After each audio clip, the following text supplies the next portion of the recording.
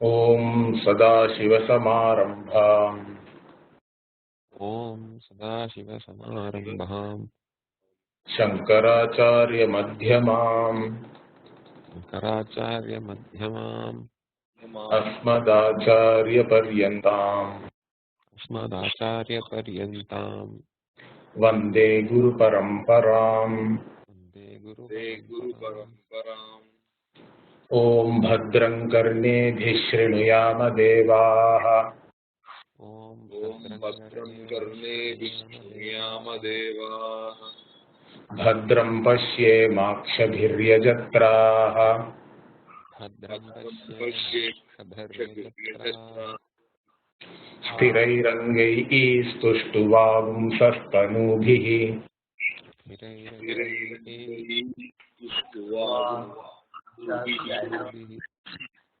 Vyashema devahitam yadāyuh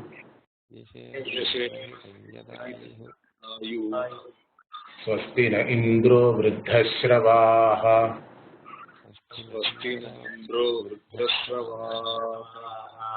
Swasti nः Pusa विश्ववेदाः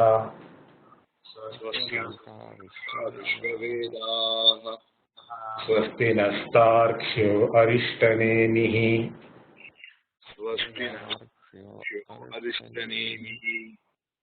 Swasti no brihaspatirdadhatu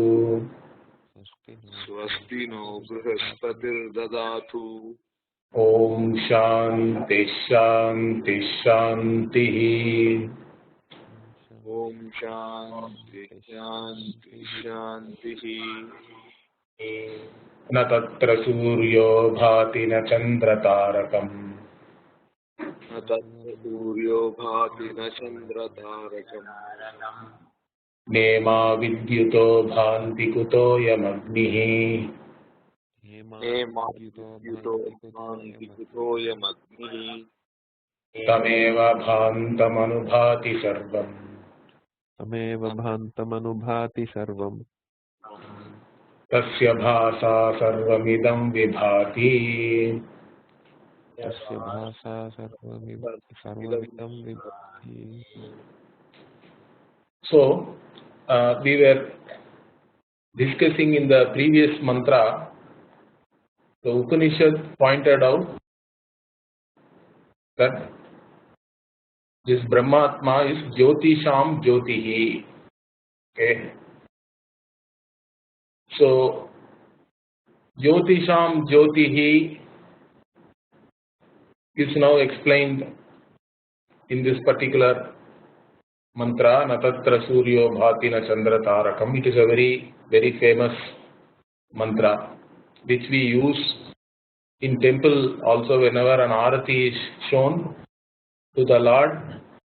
When we show the, like when we light the camphor or when we show some other light as arati, we chant this. So it's a very important and very famous mantra here of the Upanishad.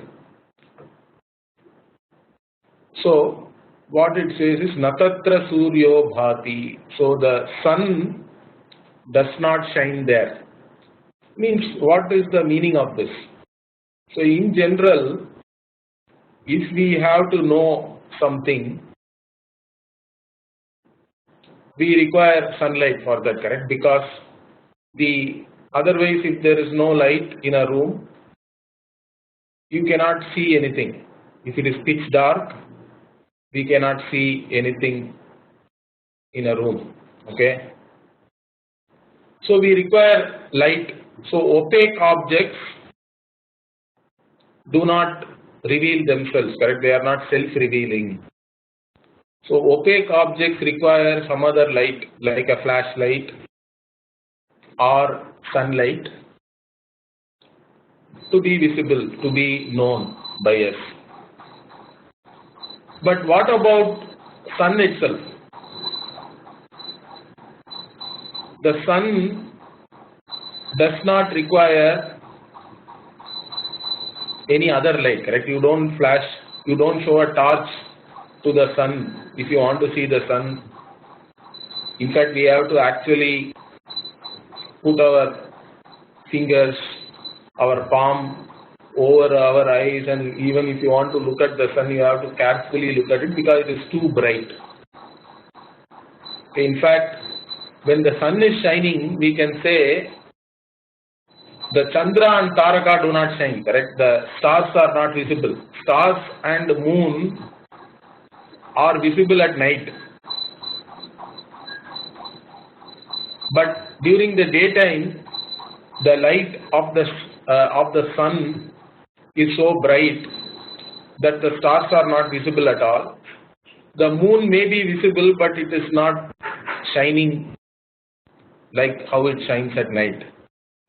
So the sun's light is too bright, and it does not require any other light to see. But the Upanishad says the sun itself does not shine there. Like the star does not shine when the sun is shining, similarly, the sun does not shine somewhere else. Means what? The other thing is too bright, or there is some other meaning there, correct? That is why it is saying the sun does not shine. So, the Atma Chaitanya alone is shining. Okay? Atma is the one which is self-revealing and which is also revealing everything else in every particular cognition. Atma is the one which reveals the Sat. It is present as Sat and Chit, the existence and consciousness. But even otherwise, okay, relatively also if you take, even sun does not shine, let us say, if you do not have eyes. For a blind man, sun does not shine. So you can even say Natatra Suryo Bhati can be even taken as, if the eyes are not there, then the sun also does not shine, correct? So we can say eyes shine and the sun shines after. Okay, Suryaha Anubhati. Anubhati means, Anu means going along.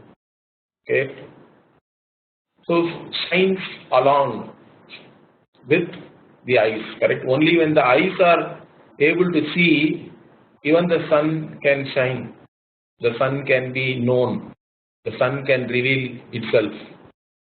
So if we look at it like that, you can say that the sun shines after, or Anubhati, the eyes bhati, they shine or they reveal. But even that we cannot say absolutely that the eyes are the ones which are actually seeing. Why? Because many times so many things are right in front of our eyes, but we still don't see it, correct? Why? Because your mind was somewhere else, we can say, correct? So unless the mind is aligned with your indriya, the indriya pratyaksha will not take place properly. It's not only for eyes. In fact, we can say it in general for all the indriyas. So you can say the sound shines after the ears, let us say. But the ears also shine or reveal only if the mind is backing. Otherwise, somebody may be even calling your name. You are in some deep thought, let us say. Particularly if your wife is calling and you don't hear it, you have had it, I think. So you have to be extra careful and alert. So if your mind is not aligned and alert, then indriya pratyaksha may not happen. So ears shine, sound shines after, but only if the mind also shines. Similarly, you can take all indriyas also. Smell. Smell shines after nose. But again, nose also can reveal only if your mind is aligned. Similarly, taste. Many times we eat Nowadays, people eat looking at smartphones and things like that. Some people have a habit of reading books while eating. I have seen this. They don't even know what they have eaten. And once the plate is over, then they assume, okay, I must have finished whatever was there in the plate. Now let me go and wash my hands or whatever. So, unless the mind is aligned, even taste you may not recognize. Sometimes touch also we don't recognize. So all the five senses, the sense objects shine after the senses, you can say, but the senses themselves shine after the mind. Mind is very important for indriya pratyaksha, sensory perception in English. Okay, but what about the mind? Is the mind self-revealing? Because we associate awareness with mind. In fact, modern scientists even associate it with brain. They say there is nothing called mind. It's all some chemical reactions happening in the brain, and it gives us an illusion of us having a mind and a free will and everything. Okay, that is one contention. Some other scientists themselves cannot accept that contention, because if that were true, okay. So this contention is actually called, or they state it as, mind is an epiphenomenon of matter. Okay, mind itself is not a phenomenon by itself. It doesn't have any reality of itself. It is an epiphenomenon, they say, of matter. If mind is an epiphenomenon of matter, then mind should not be able to affect your body. That is one argument people have. Like your shadow is an epiphenomenon of you, you can say. Your shadow cannot hurt you, correct? Your shadow is not of the same level of reality as you, let us say. But mind does affect the body, but body also affects the mind. Okay, you require a proper brain. All your organs should be functioning properly for the mind also to function through the body. The mind functions through the body, and that's why your mental state can affect your physical state also. That is, all of us know this, correct? When you have fear, you have a certain feeling in your stomach, let us say. When your adrenaline is pumping, again, that is all, you are excited mentally, and then the adrenaline pumps in your body and you have different kind of physiological reactions. You feel it in your body. It may be fear, it may be excitement, even happiness. You can feel it. So we have even gut feeling, like this, the English word is there. So, of course, mind for us, the Vedanta students, mind has its own reality. Mind is part of the Sukshma Sharira. So mind is something Sukshma, subtle. And Sukshma Sharira can affect the Stula Sharira, and Stula Sharira also can affect the Sukshma Sharira. We accept both, correct? That's why we say what you eat is very important, because what you eat may change your mood, may change your thinking also.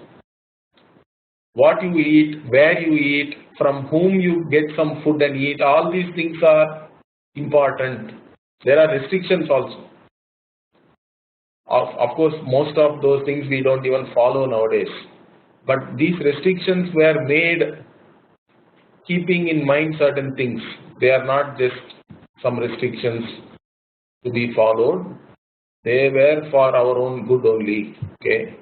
So if you want to have a sattvika mind, then certain discipline in terms of what you eat, how you lead your life, all these things are also important. Okay. So anyway, what we are discussing now is, for us mind is a separate reality. It is not an epiphenomenon of matter. And mind is part of the Sukshma Sharira. It is part of our subtle body. And this mind, is it self-revealing? Because mind only, we associate awareness with mind. Okay? So if we look at whether mind itself is self-revealing, we cannot say mind is self-revealing. Why? Because it goes to sleep. When you are sleeping, there is no mind. If mind is self-revealing, you can never sleep. Understand that. You will always be awake. And also, we know everything which is happening in our mind, correct? We know what emotions are rising, what thoughts are coming up. So, mind itself and whatever is happening in the mind is again seen by someone, correct? That is the pramata, the knower. So, the knower is separate even from the mind. So, this is a pretty important analysis in Vedanta because this is called Drigdrishya Viveka also. There is even a text called Drigdrishya Viveka written by Vidya, and we study that. Okay. So in that, this what is the actual, who is the seer is analyzed. So mind also is not the actual seer, although awareness is expressing through the mind. Sentiency is expressed through mind. It is manifest in the mind. It is more like a borrowed sentiency. It is like a red hot iron is there, correct? So the tendency of that red hot iron to burn you is not its own. Understand that. It is a borrowed nature. The actual thing which is burning you is fire. Agni alone can burn you. But Agni is now expressing or manifesting itself through the red hot iron. Iron itself does not have the nature of burning you. Like that, this mind also is not self-revealing. Is that clear? So, whatever happens in our mind is known to someone. That is me. That is the pramata, the knower. I am the knower. I am the sakshi, the witness, the seer. Okay, but what about the seer also? Where is the seer in sleep then? There is no seer because seer itself is a relative status. Only if something is there to be seen, the seer is relevant or seer is there. If nothing is there to be seen, as in sleep, the mind also folds down, goes into a potential state. But Atma is still there. Atma is there. Even though nothing is there to be seen, it is still there. That is why it is called Alupta Drik. Alupta Drik means what? It is an endless seer. The seeing nature of the Atma never stops. Okay, it is aluptam. It never comes to a stop. Lupta means something getting discontinued, okay, or stopped. Alupta means continuous. Atma is continuously aware. It is aware that there is nothing to be aware of, correct? That is why we can get up and say, I slept very well and I did not know anything.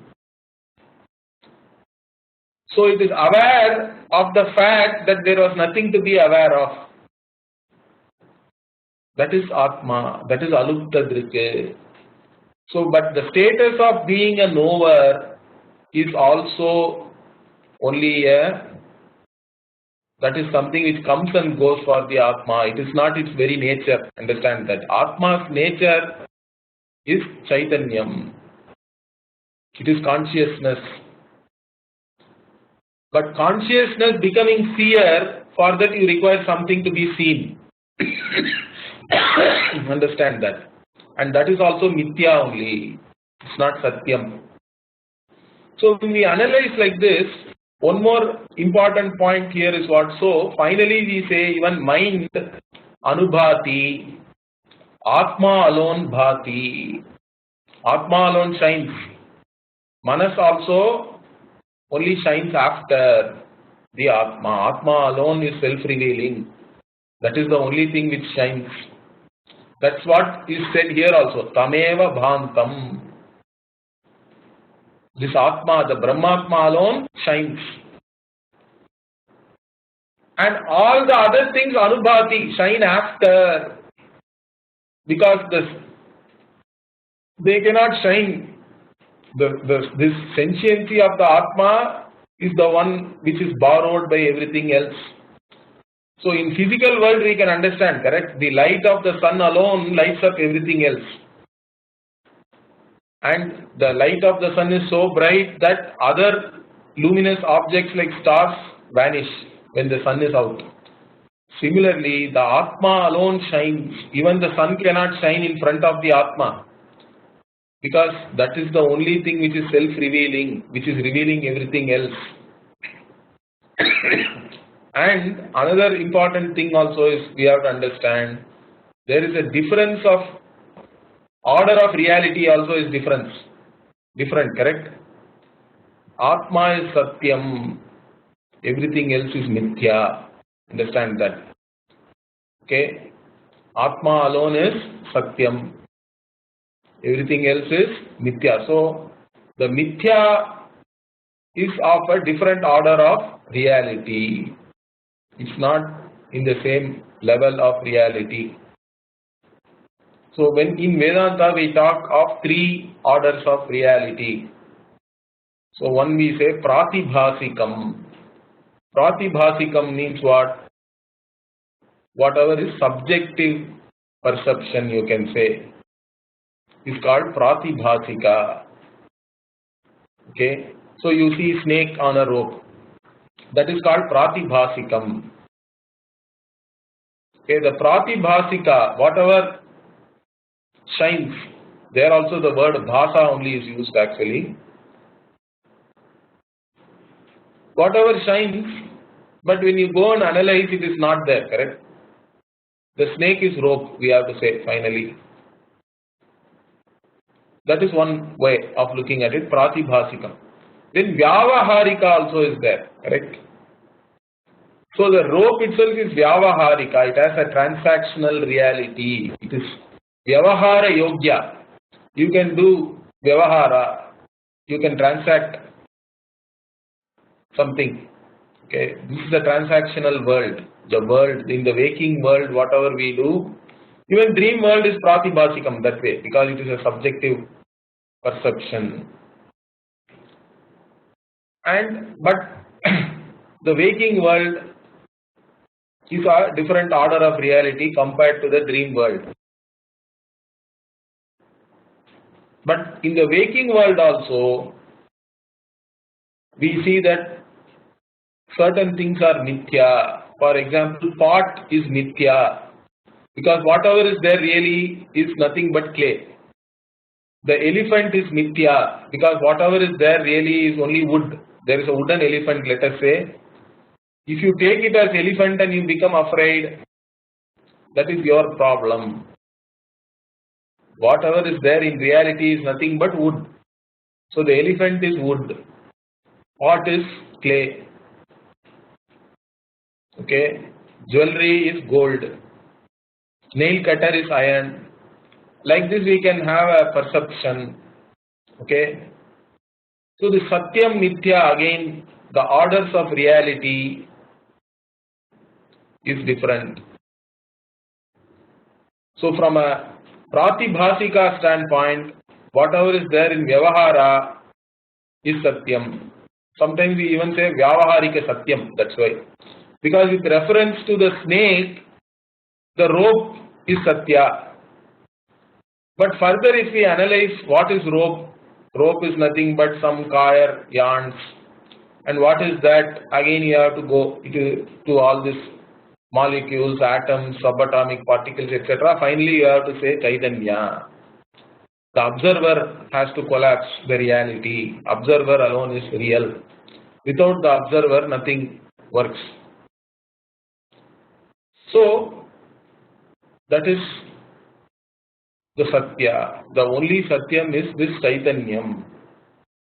Chaitanyam alone is Satyam. It is self-existent, self-revealing, and it is of a different order of reality. It's not of the same order of reality as Nitya. So that's what is shown here also. Tameva bhantam anubhati sarvam. When anubhati sarvam is said, that all the other things which are shining after are all Nitya. Understand that. Whatever shines after is Nitya. That is further actually confirmed by the next thing also. Tasya bhasa sarvamidam vibhati. So its light alone lights up all these things. Okay. Without that, none of these things will be revealed. Whether it is, so even like Nema Vidyut. Vidyut also is talked about here. Lightning. Even lightning does not shine.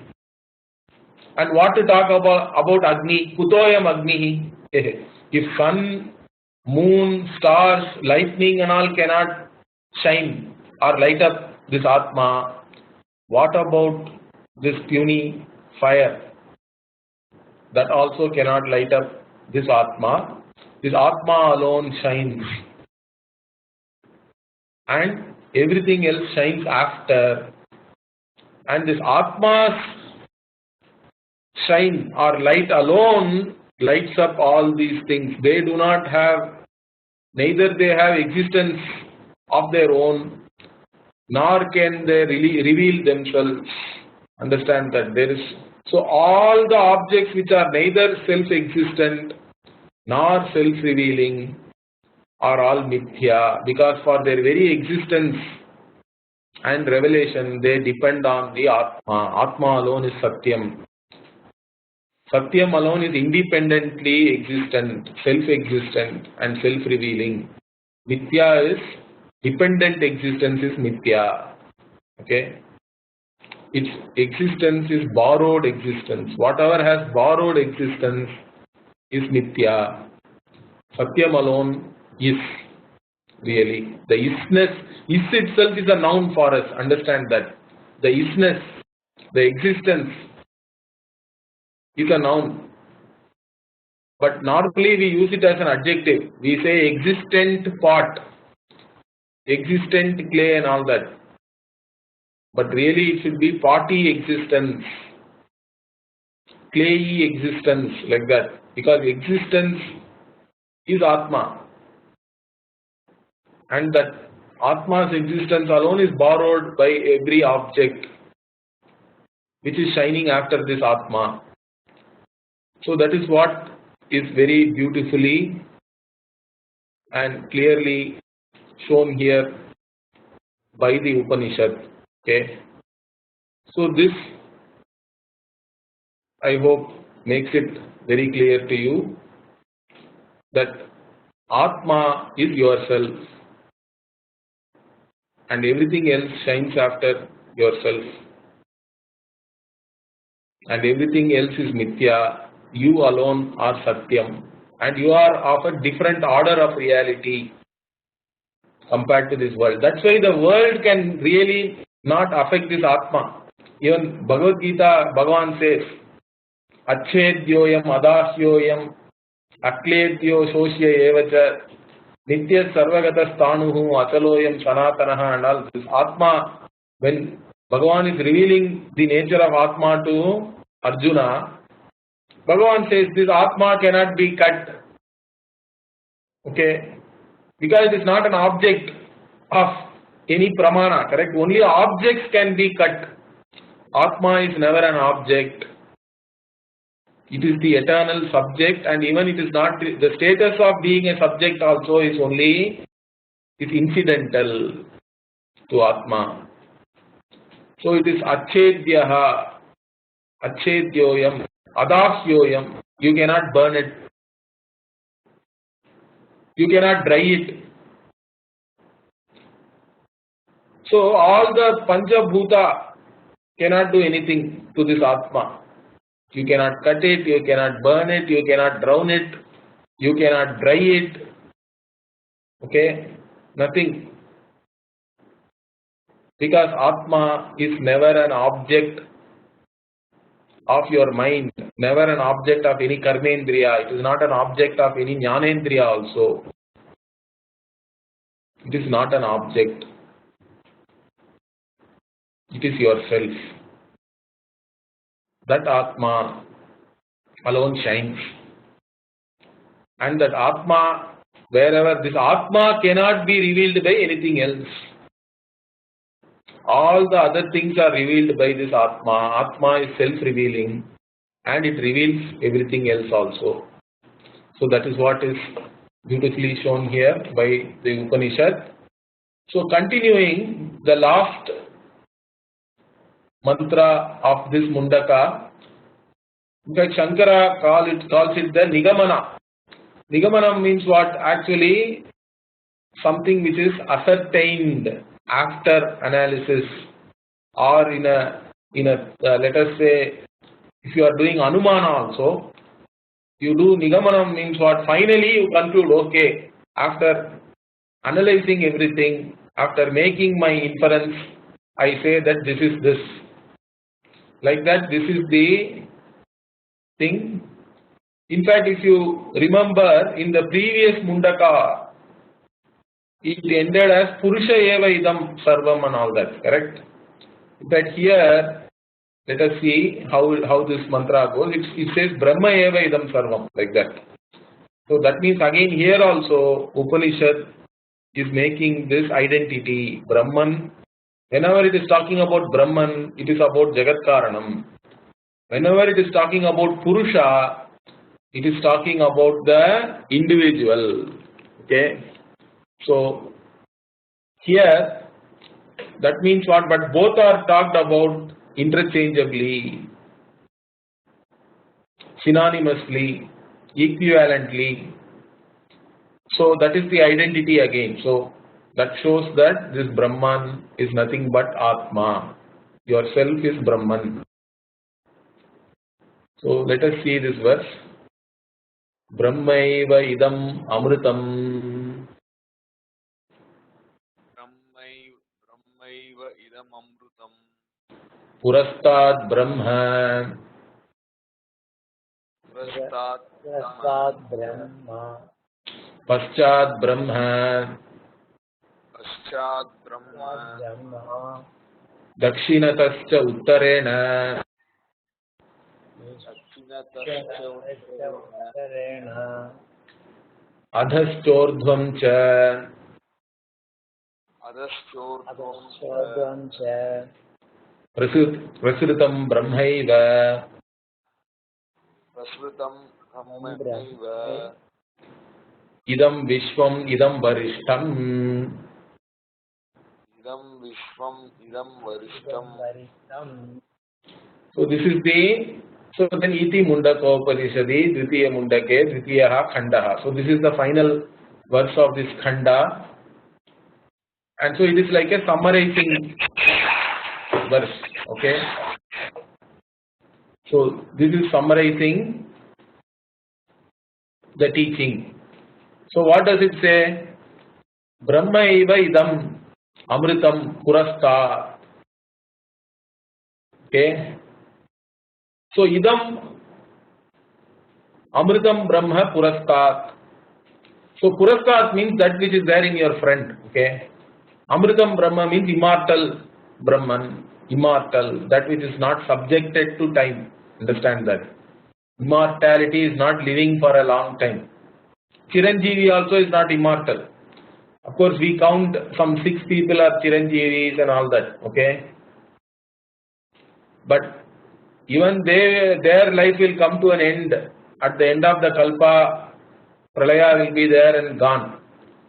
But Brahman is immortal means it is beyond time, beyond space-time. That which is not subjected to space-time alone is Amritam for us. And that is there in front. That Amritam Brahma, all that is there in front of you. Okay? Purastat, idam purastat, all that is there in front of you is this Amritam Brahma. Okay. Amritam Brahma eva. Eva also we have to add. Amritam Brahma eva. This Brahma eva is there, correct? So eva. So Brahman alone, because you should not get confused, correct? Okay, Brahman is there in front of me, something else also is there in front of me. Hey, can we take it like that? No. Brahman alone is there. This immortal Brahman alone is there in front of you. Okay, what about back? Hey, don't worry. Brahma Paschat. Paschat means at the back. So not only in your in front, but behind you also, whatever is there is Brahman. Okay, what about my right side? Dakshinataha. Dakshinataha cha. So whatever is there on the right also is Brahman. What about left? Uttarena. So whatever is there on the left also is Brahman.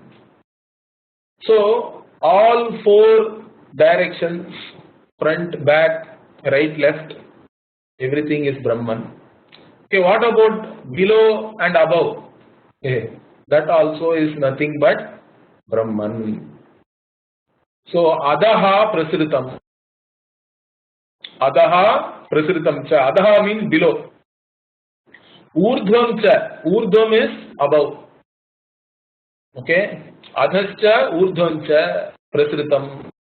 So it spreads out. Prasritam means it is spreading out as though. Okay. So Brahman is there below. Brahman is there above. In fact, everything is Brahman. That's what Shruti is pointing it out very, very clearly. Okay, so finally it says Brahmaiva idam Vishwam.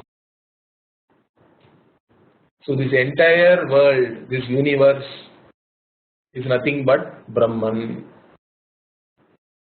And that is and what is that Brahman? That Brahman alone is the most Varishtam. Varishtam means what?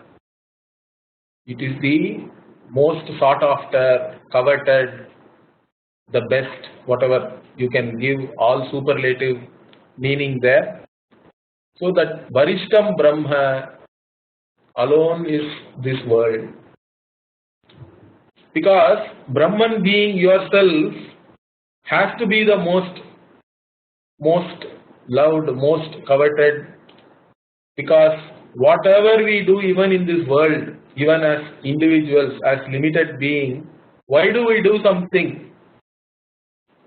Because it is for us only, correct? For the sake of ourselves alone, we do so many things. Okay? Why? Because everything else we love conditionally. Only ourselves we love unconditionally. Okay? So that which is loved unconditionally has to be the best, the most sought after, which is also the source of all happiness. That was said before also, correct? Amritam, Anandam and all it was said a couple of mantras back. So that Brahman alone is all these things. So all the six directions only you can think of, correct? Of course you can say what about northeast, southeast and all, okay, everything else also is included, understand that. So when we talk about the six directions or six quarters or whatever, correct?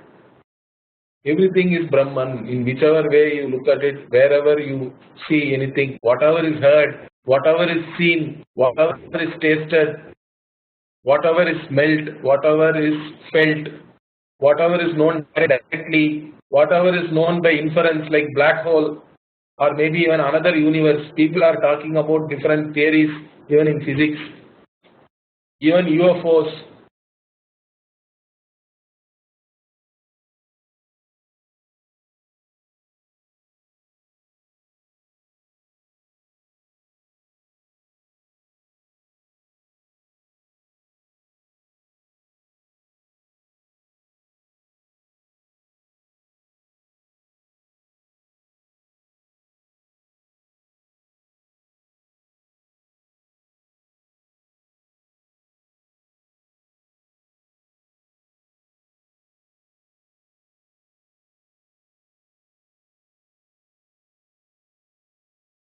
Understand that. That is the biggest problem even for students of Vedanta. What is the problem? The same problem Arjuna had. It is very easy to say all this is Brahman and then you leave yourself out. Hey, you are also included. Your body is also part of this physical world. Correct? The Stula Jagat or Stula Vishwam here includes the Stula Jagat, Sukshma Sharira, Sukshma Jagat, and Karana Sharira and Isvara or Karana, okay, which is the Karana of the entire creation. So that Brahman is all these things, okay. So you cannot leave out yourself from this when we say Vishwam. All your thoughts, all your memories, emotions, desires, whatever you say, positive thought, negative thought, good emotion, bad emotion, everything is Brahman. It is Brahman alone. Again, here we can look at the Samanadhikaranyam I have already talked about. Okay. So when we talk about this Samana Adhikarana means what? Two words reveal the same object or same Adhikarana, the same thing. Okay. Like the flower is blue. Okay. Neelam Utpalam. Means Neelam, the blue color also is there in the same thing. And it is also a flower, correct? The flowerness also is there in the same thing. Okay. So that is called Samana Adhikaranam or Samanadhikaranyam. Okay. Samanadhikaranyam we say. Okay. But here when we say Idam Vishwam Brahmaiva, now what kind of Samanadhikaranyam is this? Is it like saying the flower is blue, the lotus is whatever, pink? So we have to ask that. Okay. So then we say no, it is not like that. Then what is it? This we say is called Badhayam Samanadhikaranyam. It is like saying the pot is clay, the nail cutter is iron, the chain is gold. Okay. So it is saying like that. That means what? Or we say the elephant is wood, the dog is stone. Correct? Even in Tamil we have a saying, Kallakanda Nayakano, Nayakanda Kallakano, we say. Okay. So people use this without knowing the real meaning. It's a Vedantic statement actually. Okay. But they just use it. So Kallakanda Nayakano means what? When I look at the stone, there is no dog. And when I look at it as dog, there is no stone. So I have to say finally the dog is stone. So when I say the dog is stone, that is Badhayam Samanadhikaranyam. So Badhayam Samanadhikaranyam means what? One thing is negated. Although we talk about two things in the same Adhikarana, but one is negated by the other. Both do not exist in the same adhikarana. Understand that. When I say rose is red, roseness also is there, redness also is there. Correct? The rose is a flower.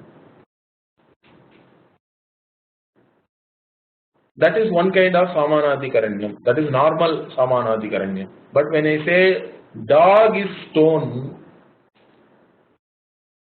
then this is called negational apposition. I think in English grammar we say apposition, not opposition. Instead APP, apposition, and this is negational apposition, I have to say. Forget the English anyway, but I think you understand what I am saying. So one is negated. Although first we saw dog and we took it to be real dog, let us say. And we also became afraid because the dog is ferocious. It is having its tongue out and it is like this. It is showing its teeth, let us say, ready to pounce on you. Looks very real. And you are ready to run. Then somebody holds your collar and they say, hey, the dog is stone. Means what?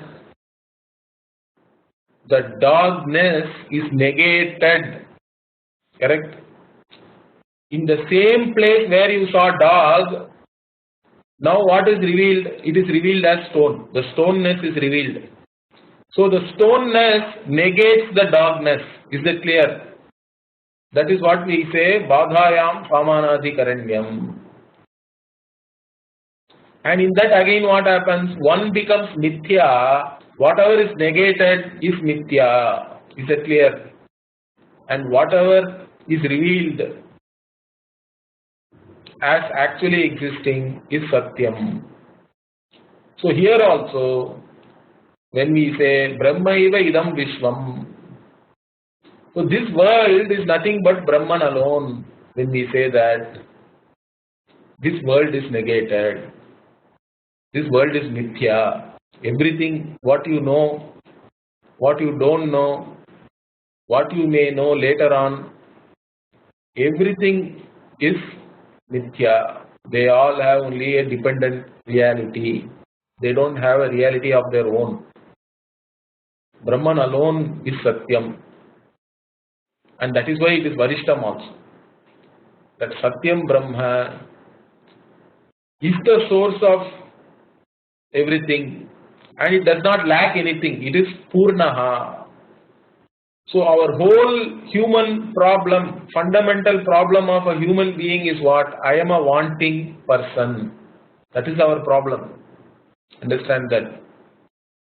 But what the Upanishad is revealing is, you are Brahman. And you are of a different order of reality compared to this world. So it is like you are in a dream world. You are also a small person. Within the dream world you are suffering. And a tiger comes. Then you are running for your life. And then finally what happens? The dream tiger. So let us say you fall down. Now you are looking at the tiger like this. You have fallen down, you turned over, and the tiger is coming like this with its claws. And then you wake up. The dream tiger woke you up. And then you know, this whole world was nothing but me. It is all a projection of my mind alone. I was the one who was suffering there. And so I was the tiger, I was the person who was running the whole world, also I am the one only. Correct? So even Upanishad says, Aham Annam, Aham Annadaha and all that. Correct? I am the food and I am the eater. I am everything. I am the car, I am the driver, I am the road. Somebody told that. I am the road, I am the car, I am the driver. Like that. That is the understanding. Everything else is Mithya. I am the only Satyam. And I cannot be touched by anything because my order of reality, I am of a different order of reality. I am the Satya Vastu. I am Satyam. Satyam Jnanam Anantam Anandam Brahma Ahamasmi. That is what is the Upanishad revealing. And there can be nothing better than this. Understand that nobody else can better this teaching. This teaching is the same thing. We can teach you this vision using different analogies, using different methodologies, using modern examples, but the teaching can never be bettered. You are the infinite. You are the limitless Brahman. Nobody can better that. And that has to be understood. It's a question of recognizing a fact. It's a cognitive change. So once this change happens in you, if there's a self-transformation, the way you look at yourself has to transform. There is no other way. Because knowledge takes place. When you subject yourself to Shravana, Manana, Nididhyasana, you go and listen to a guru, knowledge takes place. Provided you are ready, you have the Icha, correct? You have the Moksha Icha, Mumuksha. You are desperate. You have the Mumuksha. I want freedom. I don't want to be a wanting person. I don't want to suffer. I don't want any of these problems which are associated with this individual. What is the truth? You are not even the individual. The individuality itself is Mithya. So why do you hold on to this individuality and suffer? It's not real, in fact. It is like the dream individuality. In reality, you are the Satyam Brahma. You are Purnaha. There is nothing other than you. Nobody can touch you. And you are not a wanting person. Then this life is transformed. It's only a Leela then. It is only, you can go through this life in whichever way, whatever happens. It's all, the Prarabdha Karma has started, correct? We saw Vidyate, Hriday, Grantihi, Chidyante, Sarva Samshayaha, Kshiyante cha Asya Karmani. So when we say all the karmas are destroyed, are eroded, they are gone.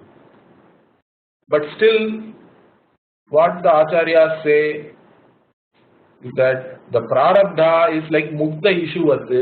It is like the arrow which has left the bow, correct? It is going, it has its own momentum. Till the momentum is there, it will go. That is this life. So that is important because otherwise there cannot be any Guru Sishya Vyavahara. There won't be any Parampara. Nobody can teach, then there won't be anybody to teach. So the teacher does not look upon himself or herself as a Karta. If you don't look upon yourself as a Karta Bhokta, then you don't have Prarabdha Karma also. Understand that. From one's own standpoint, there is no karma. Whether it is Sanchita Karma, all the accumulated karma, or the karma which you have done in this life and whatever the karma which is going to fructify later, that also you don't have. Nor the karma which is right now unfolding, also you don't have from your own standpoint, because you are not a karta, you are not a bhokta. But this prarabdha karma is already unfolding, and you can go along with that, with the knowledge that your very individuality is not real. It's only a drama. And you can go through that, whatever is the life, you can enjoy. That is the Jivan Mukti. Jivan Mukti also will not be possible. Otherwise, as soon as you become a jnani, your body also has to fall. Prarabdha karma also is over means body will fall down. The physical body will fall. Sukshma Sharira also doesn't go anywhere. For a jnani, everything tasya pranaha na utkramante, like that one Upanishad says. The jnani's prana does not go anywhere. For ajnanis, they have the deha abhimana, the sukshma sharira only, the stula sharira only falls off, correct? It is like a worn out shirt, Bhagavan says, correct? So the physical body falls off and it is thrown into the fire, or it goes back into the earth. But the sukshma sharira continues because the abhimana is there. The individuality is taken to be real. The deha abhimana is there and the sukshma sharira will take another body. Until this knowledge is clear, the self-transformation takes place. And you don't look upon yourself as a karta bhokta, as an individual anymore. You are this Brahman, which is the Jagat Karanam, which is manifest as everything, which is Sarva Karanam, and which is Satyam. Whatever is manifest, this entire world, including your individual body, mind, sense complex, everything is this Brahman. And that is the vision of the Upanishad, and that is what it is teaching you in a very systematic manner also. There is a particular methodology of teaching, understand this, which is called Adhyaropa Apavada. So the Adhyaropa means what? A deliberate superimposition has to be done initially to explain away certain things, to explain things properly. So the world has to be accounted for. The individual has to be accounted for. Then the cause of this entire world has to be accounted for. So Brahman is presented as the cause of everything. But the effect is shown as Nitya and the cause alone is Satyam. There the negation happens. Okay, that this Badhayam Samanati Karanyam also is a negation only. Okay. So the effect is negated, the cause alone is revealed as Satyam, and that Satyam is yourself. That is the teaching. So with this we finish this second Mundaka. Then another third Mundaka also very interesting. There is another analogy is presented of two birds. Okay. So we will look at it next week. And we will continue with that bird analogy. Again, the same thing is taught. So, in Vedanta, the subject matter is the same. The same thing is taught from different perspectives, different standpoints, different analogies are used, so that it is very clear to you. There is no vagueness, there are no doubts. To make it clear, the same thing is taught in different ways. So Punarukti is not a dosha here. While teaching we can repeat, and repeatedly teaching, when you subject yourself to repeated Shravana Manana Nidhyasana only, the clarity will be there. It's a growing process. Okay, it is like the sunrise. Slowly everything is becoming clearer and clearer and clearer. Like that, this teaching also, it's a process. You subject yourself to the process. There your free will is there. But once you subject yourself to this with your free will, knowledge takes place. Knowledge has to take place. Understand that. When the pramana, the pramata and the prameya are aligned, knowledge takes place. Your free will has no role to play. Knowledge is Vastu Tantra, it is not Purusha Tantra. Knowledge is not dependent on the individual free will. Knowledge is as the object is. The object has to be revealed as it is, then only it is knowledge. Otherwise it will become error. So that is what is revealed here. So once you put your free will and subject yourself to the pramana vyavahara, knowledge takes place. And that knowledge has to transform you. Of course, there may be some obstacles for all these things. That's why you have to prepare yourself. You have to prepare your mind. Okay, you have to prepare yourself in such a way that anything which goes against this vision has to be neutralized. Clear? All the things which reinforce your individuality has to be neutralized. All the things which don't allow you to listen to this teaching has to be neutralized. Has to be gotten rid of. That is the sadhana part. Okay. So that is why we have to do, we talk about karma yoga and all that, correct? Doing karma with a yoga buddhi. So you have to do that, keep doing that.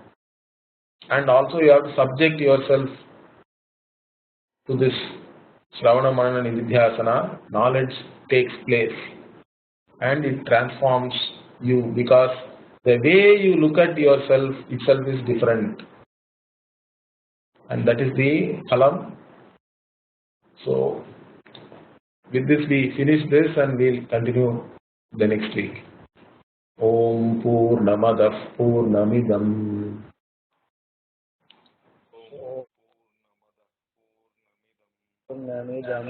Purnat Purnamudachyate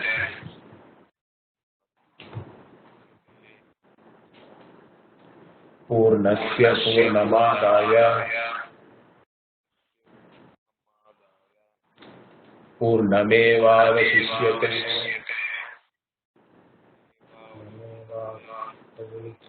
Om Shanti Shanti Shanti.